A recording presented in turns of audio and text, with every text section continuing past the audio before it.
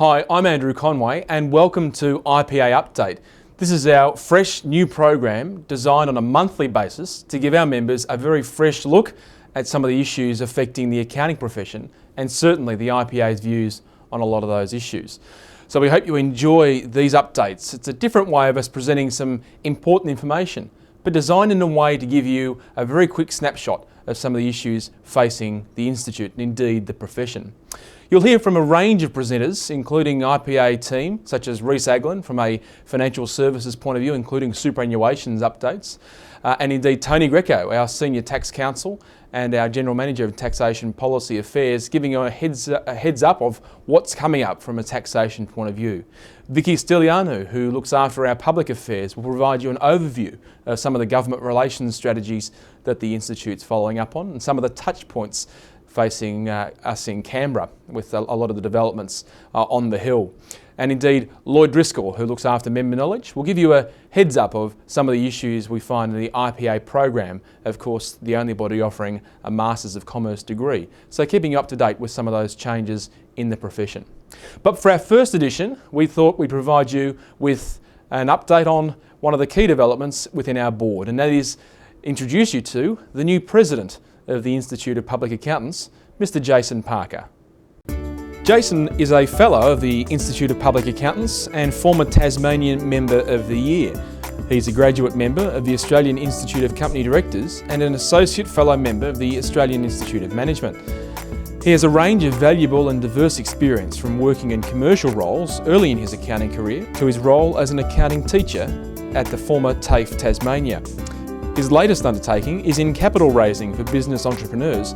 This provides Jason with a direct exposure to the many challenges faced by Australia's small businesses.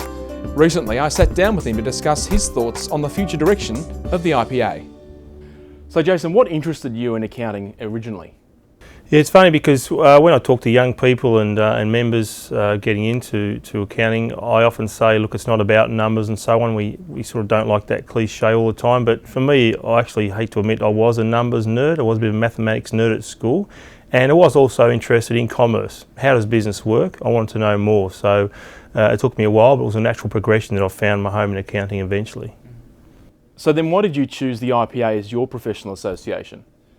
Yeah, it was really our fantastic involvement over the years with TAFE. I did go through TAFE in Tasmania and had a wonderful mentor there, a teacher and friend and still a current member of ours, Neville Ely, who was well connected to the IPA or then NIA at the time.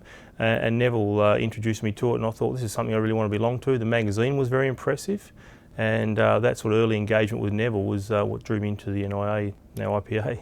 And so what do you believe to be the IPA challenges, and what is it that you think we do very well?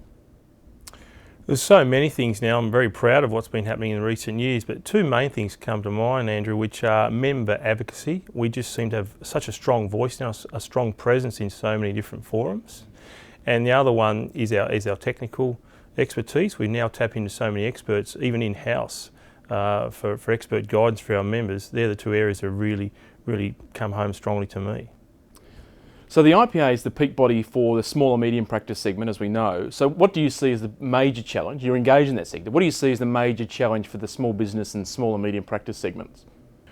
Regulation is obviously the main one that comes to mind. We just heaped with regulation at every turn, and it becomes a constant battle, and therefore I think a need for people to specialise more and more. I know in my practice we're very much a general practice, or general practitioner I am. We need to find people with more and more niche skills to stay relevant in the market.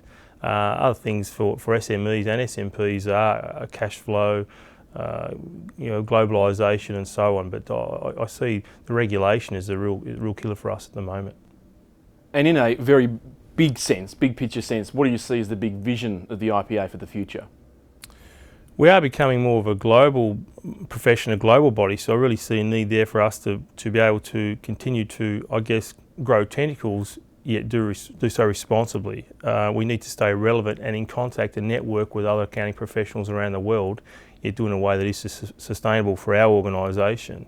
That's one of the main challenges. The other one is just the profession, even domestically, is changing all the time. As you know, there is more synergies happening with financial services and so on. That is a moving stream.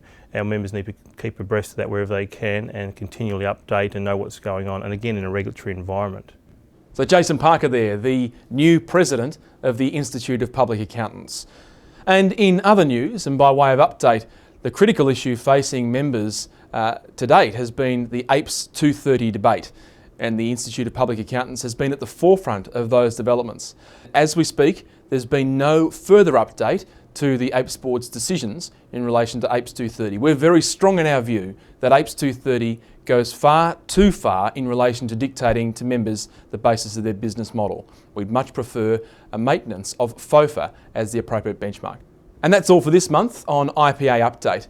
Do stay tuned to the IPA website at www.publicaccountants.org.au for all of the burning issues and as the news comes to hand. We update our website very regularly. You can also follow us on Facebook, LinkedIn and Twitter at IPA Accountants to make sure you're completely up to date to the minute as issues come to hand. That's all for this edition. We'll see you next month. I'm Andrew Conway.